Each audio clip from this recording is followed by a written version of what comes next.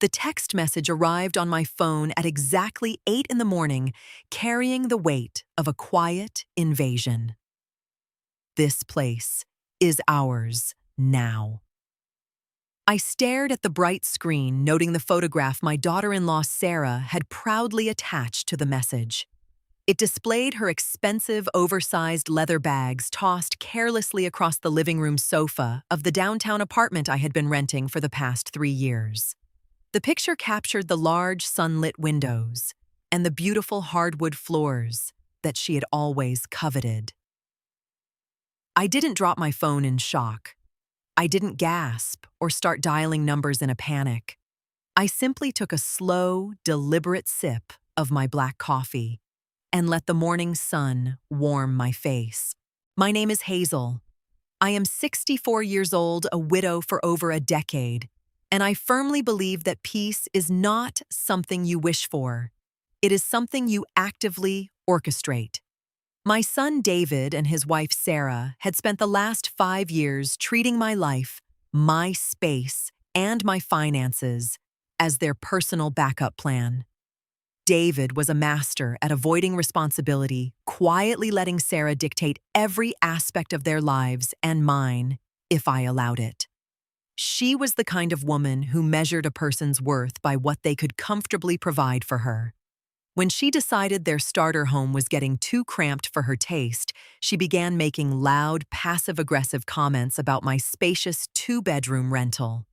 She casually mentioned at family dinners how incredibly wasteful it was for a single older woman to take up so much prime real estate. She fully expected me to eventually move into a tiny, dingy studio and let them take over my lease. 2 weeks ago, under the guise of being a helpful son, David asked for a spare key to water my indoor plants while I went on a scheduled trip out of state.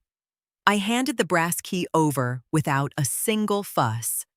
They assumed I was weak and overly trusting. They thought they had secured their entry and could force my hand by simply moving their things in while I was gone. What they didn't know was that my bags had already been packed for a very long time. I knew their game inside and out, and I had already changed the board. I had never been a woman who enjoyed yelling or useless drama.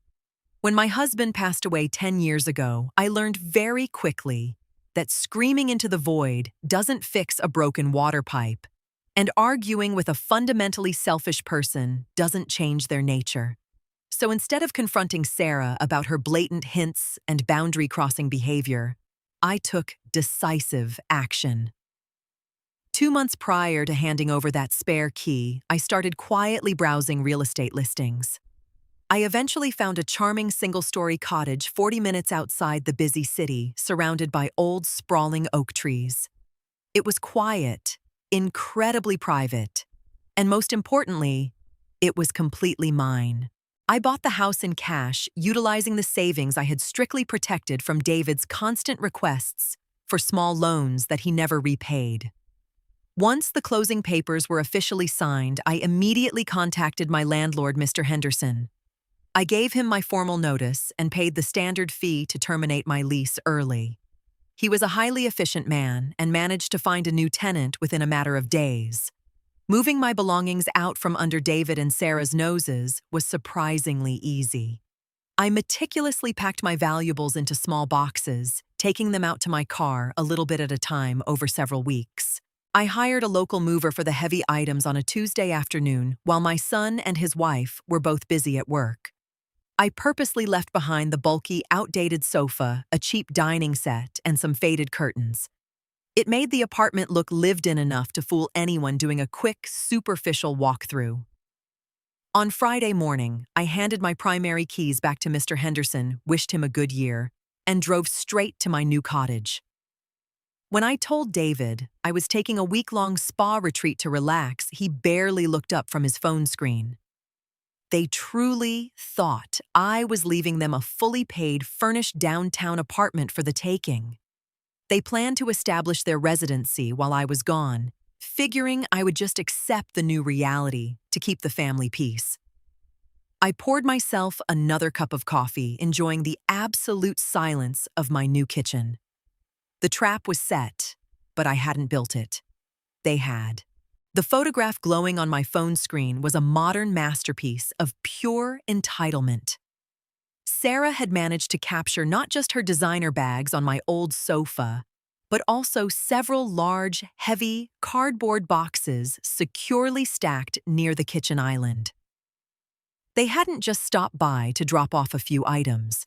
They had fully moved their lives into a space they simply didn't own. Another message chimed in a minute later, flashing across the top of my screen. We are taking the master bedroom.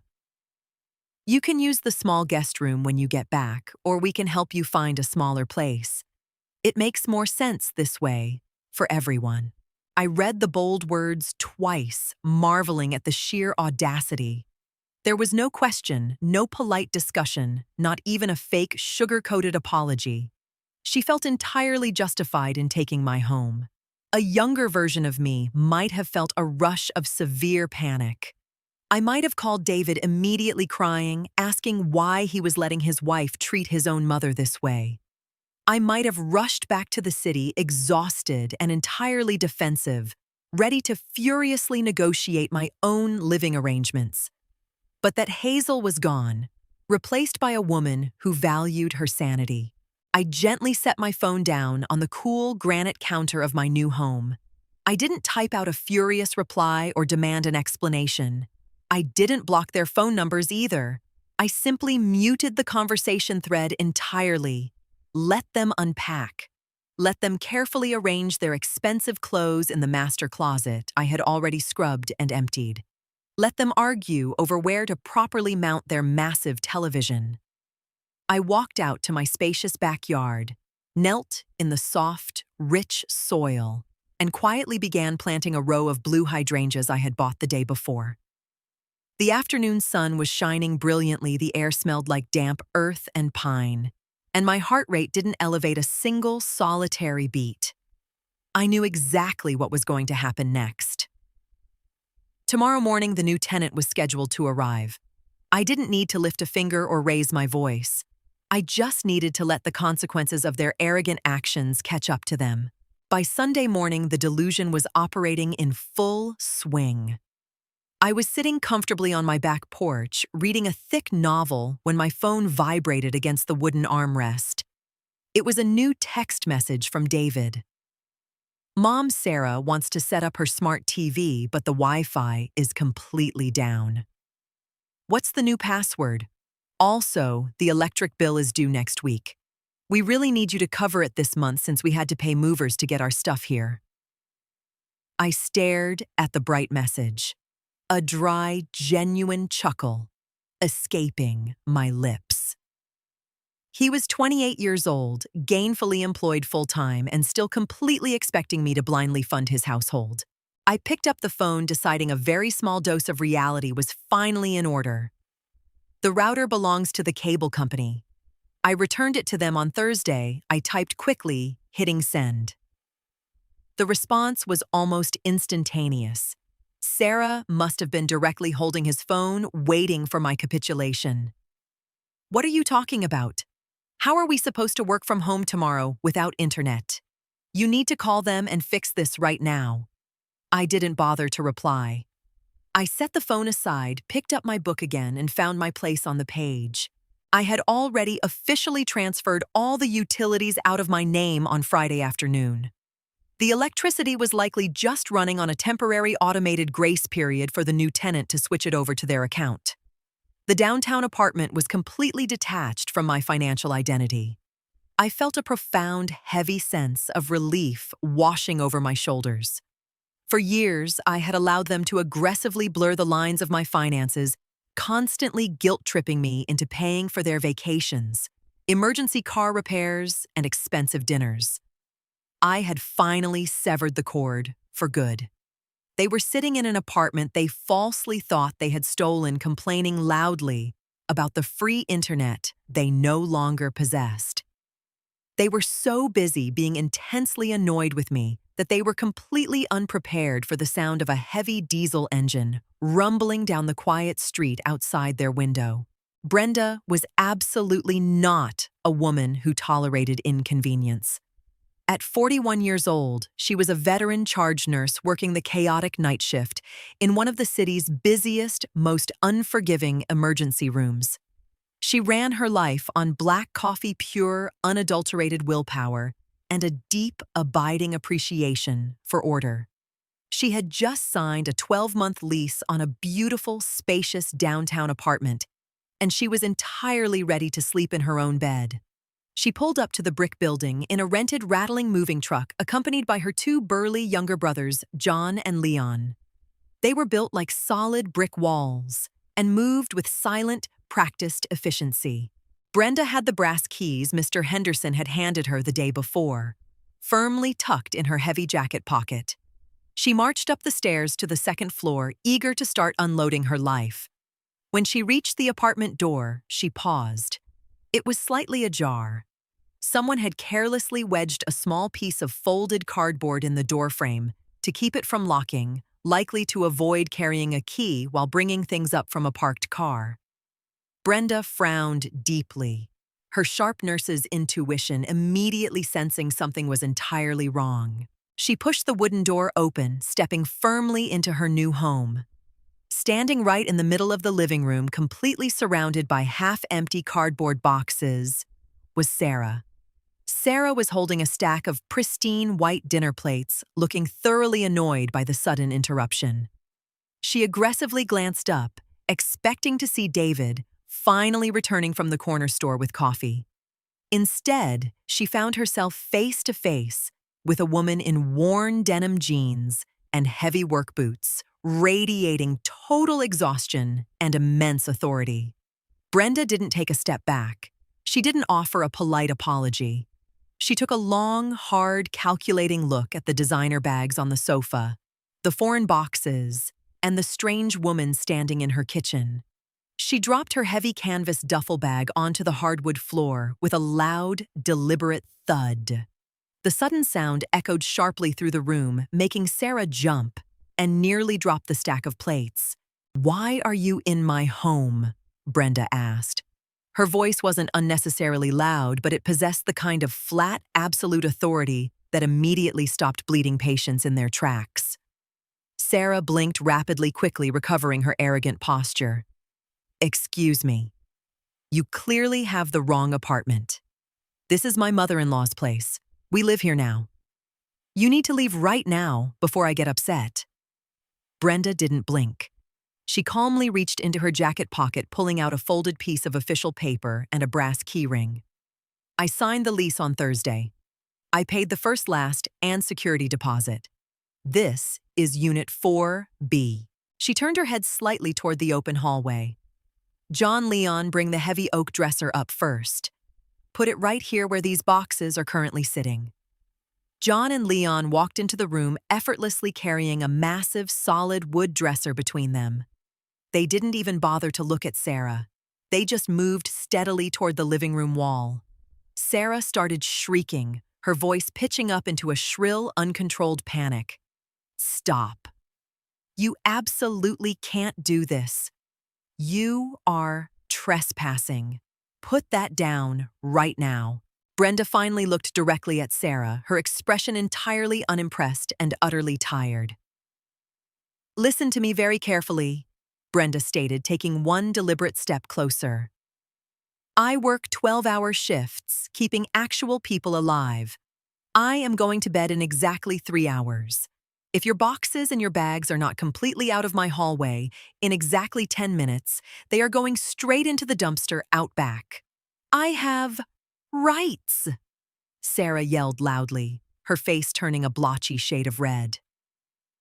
"I am family." "You aren't on my lease," Brenda replied coldly, crossing her arms. "You have 10 minutes. John, start moving those small boxes to the curb to make room for my sofa." Sarah stood frozen as the two large, silent men began casually picking up her carefully packed belongings. She realized with a sickening, sudden drop in her stomach that she had absolutely zero physical power here. She scrambled desperately for her phone. My phone rang loudly, shattering the peaceful, quiet afternoon in my new garden. I checked the caller ID glowing on the screen. It was Sarah. I slowly wiped the dark dirt from my gardening gloves, let it ring 3 more times to set the pace, and finally answered. "Hello, Sarah," I greeted, keeping my tone exceptionally light and unbothered. "Hazel, you need to get here right now." Sarah screamed violently into the speaker. I could hear heavy, purposeful footsteps and the distinct sound of wooden furniture sliding across a floor in the chaotic background. Some crazy woman just barged in with 2 huge guys. They are actually throwing my boxes out into the hallway. Tell her this is your apartment immediately. I casually leaned against the solid wooden railing of my porch, watching a bright blue jay land gracefully on the bird feeder. I can't tell her that, Sarah. It's simply not my apartment. The phone line went dead silent for 3 long, agonizing seconds. "What are you talking about?" She gasped, her voice entirely losing its fierce, demanding edge. "I terminated my lease, Sarah. I moved out permanently on Friday. I assume that woman you are yelling at is the new tenant. You are standing in her home. But where are we supposed to live?" The raw panic in her voice was entirely real, now aggressively stripping away the thick layers of entitlement she usually wore. "We gave up our place. We officially told our landlord we were leaving."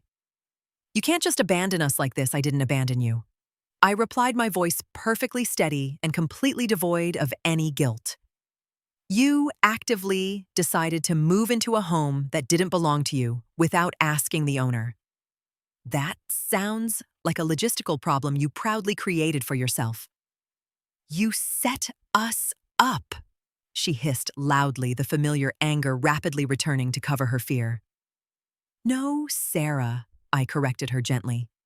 "I just stepped out of your way. I highly suggest you start moving your things before she actually throws them in the trash." I didn't wait for her angry response. I confidently pressed the end button. Less than a minute later, the phone rang aggressively again. This time, the screen showed it was David. I answered, fully expecting the usual heavy manipulation tactics. "Mom, please tell me this is some kind of joke." David pleaded, his voice sounding incredibly small and desperate. "Sarah is literally crying. There are large men putting our clothes out on the public sidewalk. Where are we supposed to go?" I closed my eyes for a brief moment, feeling a familiar, nagging tug of maternal instinct trying to surface. For 28 long years, my primary job had been to instantly fix David's careless mistakes. If he broke a window, I paid for it. If he lost a job, I bought his groceries. But true love sometimes requires letting people fall hard so they finally learn how to stand up on their own. "You both have full-time jobs, David. You have personal savings. You will have to rent a moving van and find a local motel for the night," I instructed, keeping my emotions locked away tight. "How can you do this to your own family?"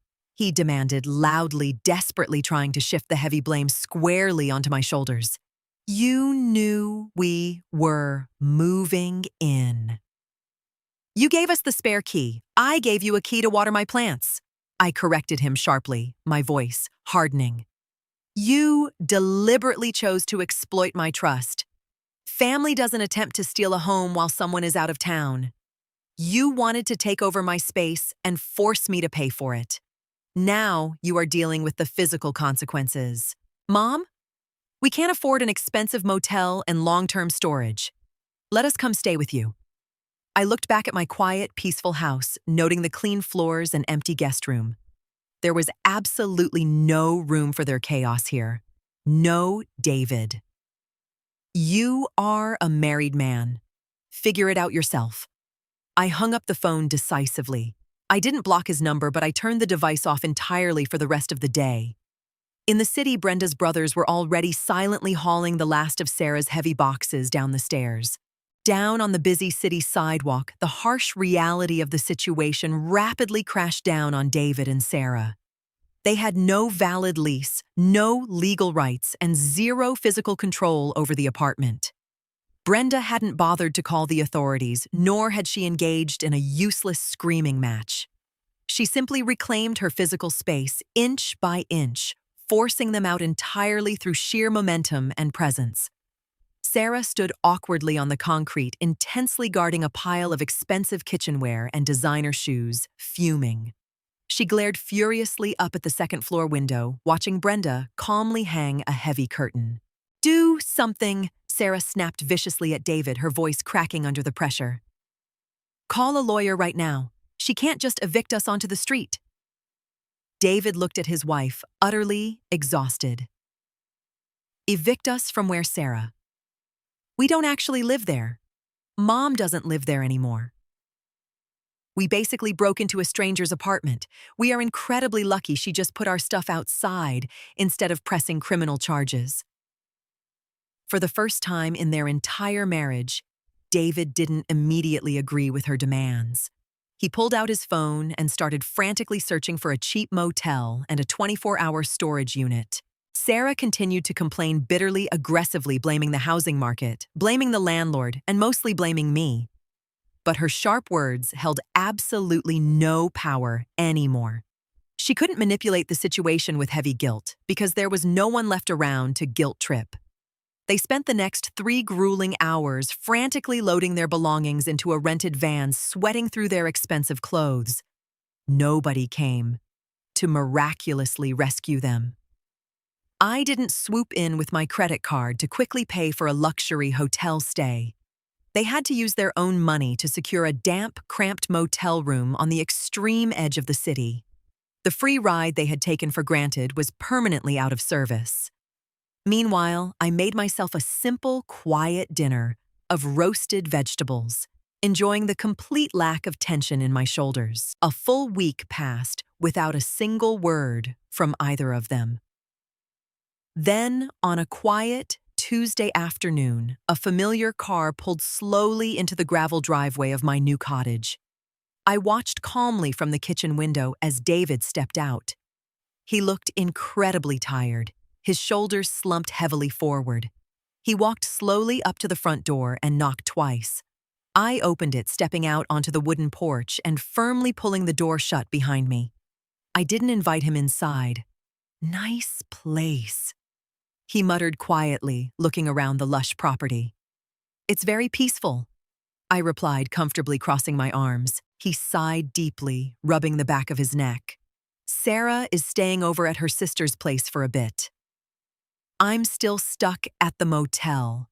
It's been really rough, Mom. We lost a lot of money on upfront storage fees." He finally looked at me, his eyes carrying that familiar heavy expectation. He was silently waiting for me to happily offer the spare bedroom. He was waiting for the checkbook to miraculously come out. "That sounds like a very difficult lesson," I said softly.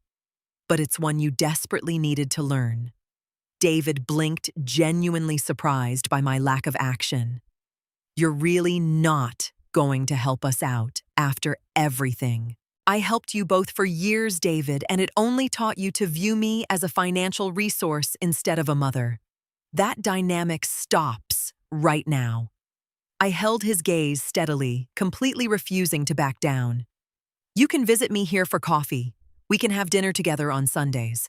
But you will never live under my roof again, and you will never control my finances." He stood there for a long, quiet moment, slowly processing the absolute finality in my steady voice. He finally realized that the old toxic dynamic was completely dead and buried. He nodded slowly. "Okay, Mom." I watched him turn and walk back to his car. I didn't feel a single ounce of guilt. I felt entirely free. I turned around, unlocked my front door, and walked back into the quiet, beautiful life I had built solely for myself.